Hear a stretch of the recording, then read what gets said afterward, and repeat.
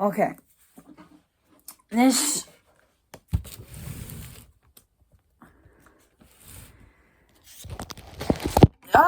no. Everything's going wrong. Okay. This is my review of the sequel to Jurassic Park, made in 1997, The Lost World, Jurassic Park. I don't know why it's called The Lost World, then Jurassic Park. It should be called Jurassic Park, The Lost World. But it's not. For some reason, they decided to name it weird titles. This movie, so, I just watched it just barely. This one is the movie where my opinion on it has my opinion on it has probably changed the most.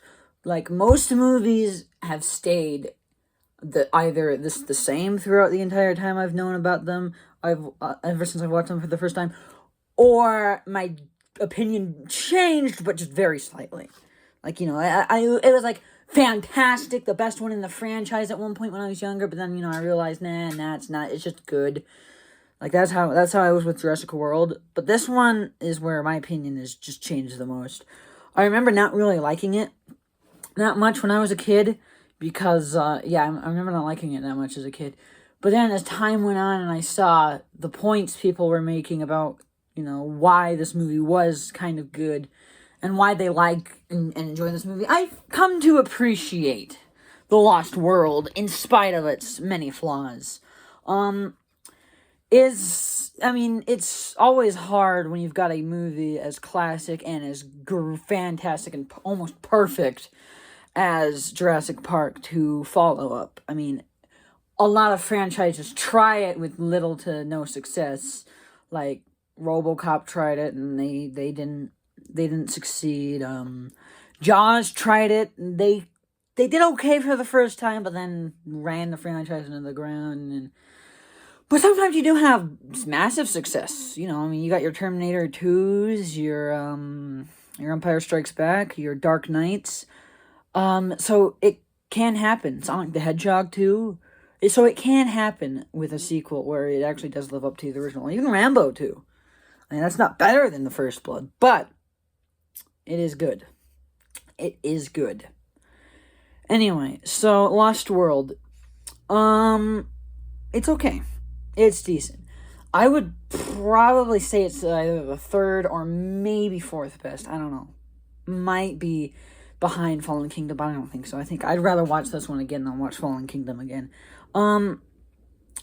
It is missing a bit of the magic from the first one. A bit of that awe and stuff, but that's because you've seen this kind of happen before.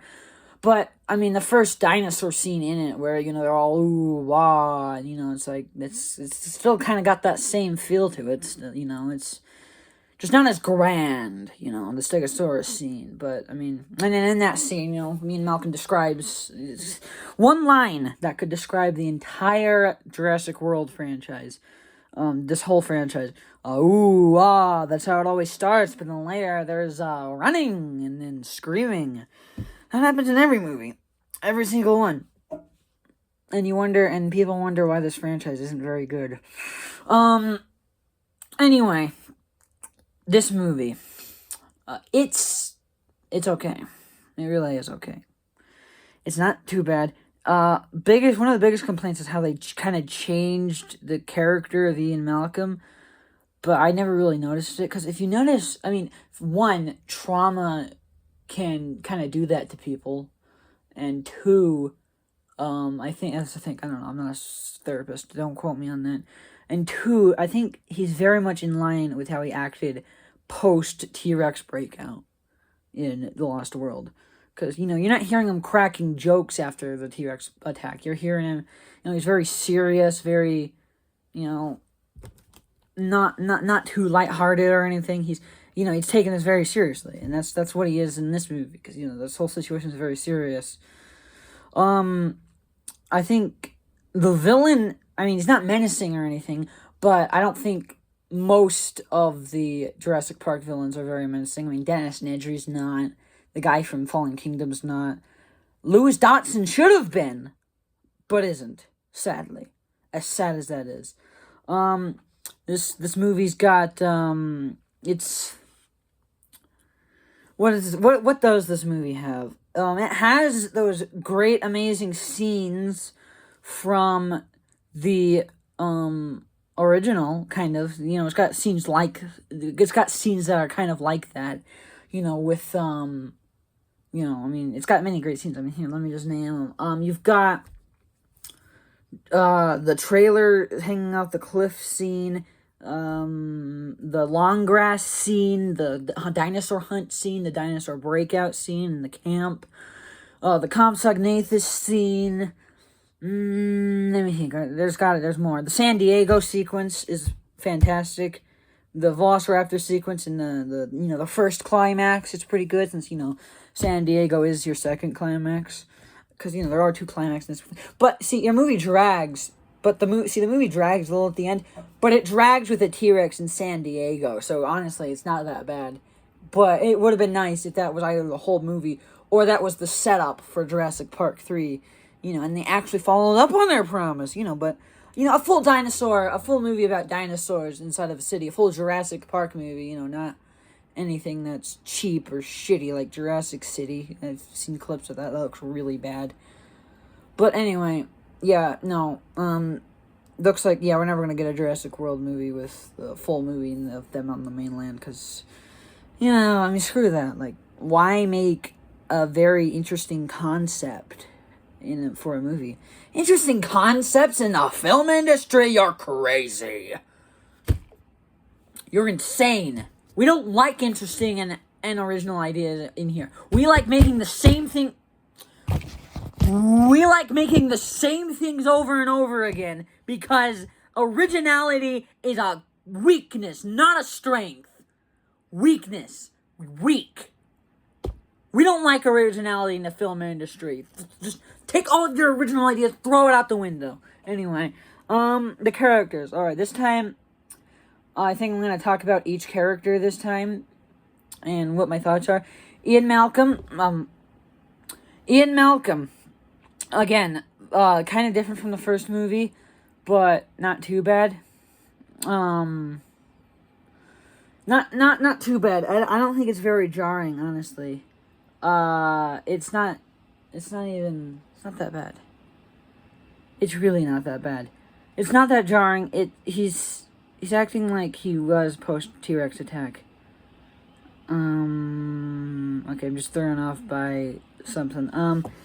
I was just thrown off. Anyway, not Godzilla.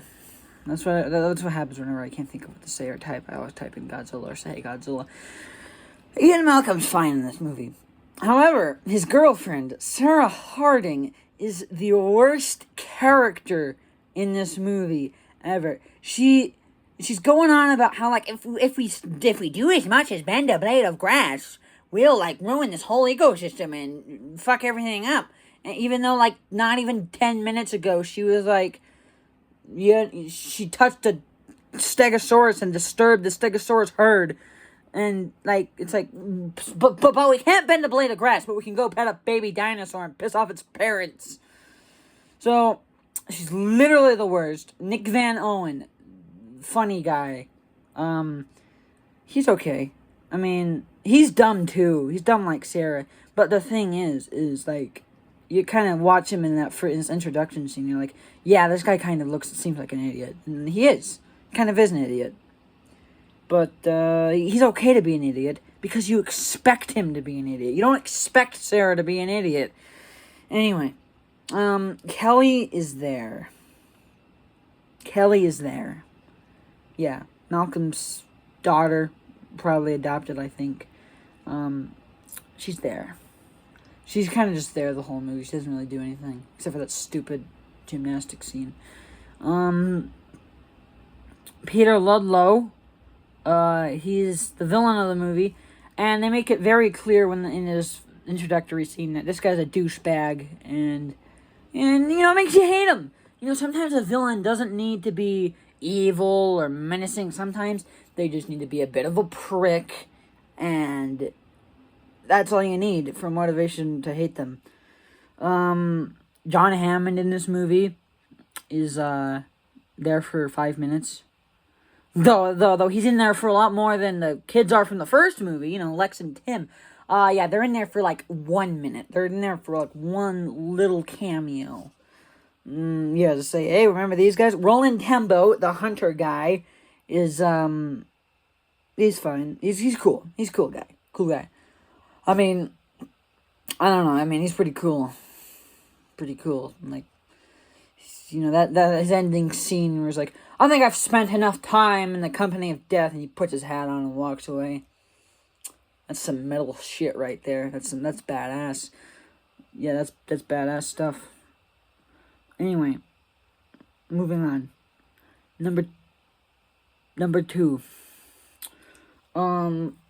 Okay, now I saved the best for last. I've saved the true best for last. What I'm saving for last is Eddie Carr. Why am I saving Eddie Carr for last? Well, because I'm going to tell you, he's the best character in the movie. He's a goddamn hero, and he needs to be appreciated for it. He was there when the heroes needed him most. He was trying to pull that damn trailer off the cliff the whole time. He was a damn hero, and he saved their lives. If it weren't for him, Ian Malcolm, Sarah Harding, Nick Van Owen, they'd be dead. They all would have died on that island if it weren't for him. They would have died in that trailer. He's a damn hero and has the best death scene. Does he deserve it? No. But guess what? Dinosaurs don't give a shit how good you are, what side you're on. They'll just eat you because they're hungry. They're always starving. Anyway, yeah. Eddie Carr is the best character in the movie. He's funny. He's quippy. I mean, he's quotable sometimes. You know, I mean, violence and technology, not good bedfellows. I can quote this movie because I've seen it a lot. Dinosaurs. I counted 8 dinosaurs in this movie, and I kind of thought there were more, but I don't know why I thought that. But yeah, there's 8 dinos in this movie. I think like 4 new ones. Let's see. T-Rex, Velociraptor, Triceratops, and Parasaurolophus are the ones that return. And the new ones are Mamenchisaurus, Pachycephalosaurus, Stegosaurus, Compsognathus. There's one more. Here. Let's see. Stegosaurus, Compsognathus, T-Rex. I think that's the one I was missing. T-Rex, Velociraptor, Mamenchisaurus, Parasaurolophus, Pachycephalosaurus, and Gallimimus. That's who I was missing. Gallimimus makes a very short appearance in this movie. Very short appearances in this movie. But they're all there. The variety is still great. They're not as great, I don't think. I don't know. The T-Rex. There's not one in this movie. They decided, hey, let's make this movie better by adding one more T-Rex to the mix. I mean, technically 2 more T-Rexes because the baby. But you know, really 2 because, you know, the baby doesn't really count. He's not thrown until the end. Well, he doesn't kill anybody until the end. But, I mean, yeah, the 2 T-Rexes are awesome. And I've seen this movie so many times, I can tell the difference between them both. Here, let me tell you. The buck, the male, is bulkier. He's thicker. He's got his head. Yeah, his head is a lot more. He's a lot bigger than the females. His eyes are just kind of this yellowish. You kind of just got this yellowish hue to them. So, you know, it's normal kind of T-Rex size, and he's bulkier. He's bigger a bit. But then the female, the doe, she's kind of her snout is a lot more is a lot more narrow. Her snout is it's definitely a lot more narrow. And her eyes, see, I can just tell by their eyes. Her eyes are a lot more. I describe it as kind of like ghostly white. Kind of got this like very like what you would think a ghost's eyes looking at you would look like. Yeah, that's what her eyes look like. And the coloration, which you can't really tell since most of the scenes are at night. but the male is like kind of greenish blue with stripes along the back, and they both have stripes, but he's got more stripes. The stripes stick out more. And the other one is brown with stripes on the back, but I think hers might stick out a little bit more in some areas, but whatever, doesn't matter. So yeah, 2 T-Rexes, epic. The second climax in the San Diego scene where the buck is rampaging through the streets of San Diego is awesome. I mean, what more do you want to see from a movie, man? It's a T-Rex going through the streets of a city. He eats the screenwriter of the movie, man. He eats David Koepp. He eats him. He kills that guy dead. Probably for writing Jurassic Park 3. That's probably why he killed. That's probably why the T-Rex killed him. The T-Rex goes into a house, drinks from a pool, and eats a dog. That's right. That's right. They killed a dog it's no big deal. This was when movies had balls. They could kill a dog without breaking a sweat. What am I talking about, man? Yeah, yeah. Of course, Independence Day was a year later, and they didn't kill that dog, so maybe 1997 was the last year where we could just kill dogs with nothing happening. Anyway, boom. Anyway, T-Rex, he chases Sarah and Ian and then gets back on the island. And John Hammond has a pretty beautiful speech at the end, about how we should leave dinosaurs to themselves, and they require our absence and not our help to survive, and all that jazz. Life will find a way. Because life does find a way. Life finds a way. I think the score is great. It's done by John Williams, so that kind of comes with it.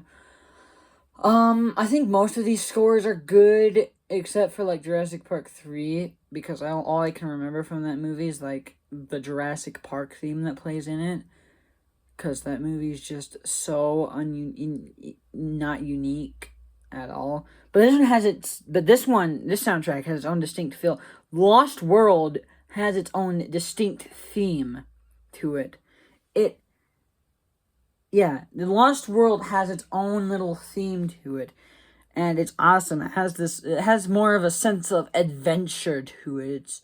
It's got these drums, and it's very cool. It's a very cool soundtrack, like always. T-Rex has a theme this time around, and last time it was the Raptors. So yeah, T-Rex has a theme. Raptors kind of have a theme, but it's kind of just this drummy, tribal feeling theme. Not as memorable as the other one, but still memorable. The T-Rex theme isn't really memorable either.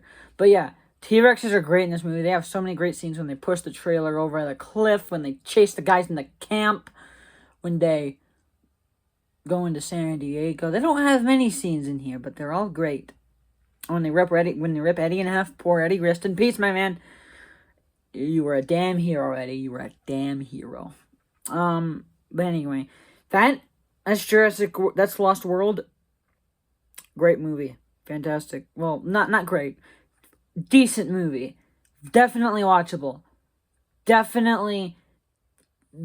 You see, when I think of the Lost World, or even if I think about the 5th worst Jurassic Park movie, which is probably Jurassic Park 3, it doesn't make me actively upset, because this is a little bit early, but I'll tell you, I know Jurassic Park 3 has its own little pocket in the Jurassic Park fandom, and honestly, that kind of makes my heart happy a little bit. I don't know why, it makes me so happy that this movie that I just don't enjoy makes so many people rave about it. They love Jurassic Park 3, and I love that. I could not be happier that Jurassic Park 3 has its fans.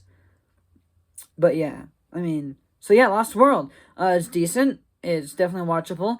It doesn't make me actively upset like another Jurassic World sequel. If you know me and you've heard me talk about one of the Jurassic World movies, you know how much I hate it, how much I despise it.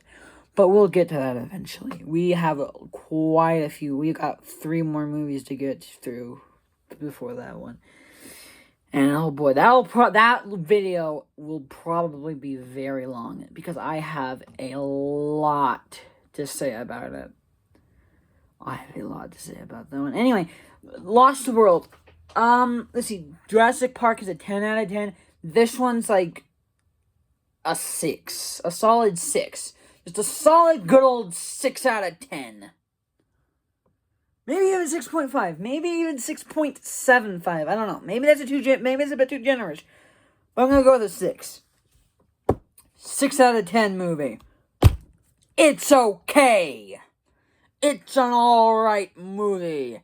It's watchable. Unlike my dad thinks. This is my dad's least favorite movie besides the worst movie, period. Like, it's not a fact that the last one is the worst one. It is legit the worst one. It sucks. That is all for this time. That's Lost World. Decent little movie, 6 out of 10. That's it. Get out of my house. Please.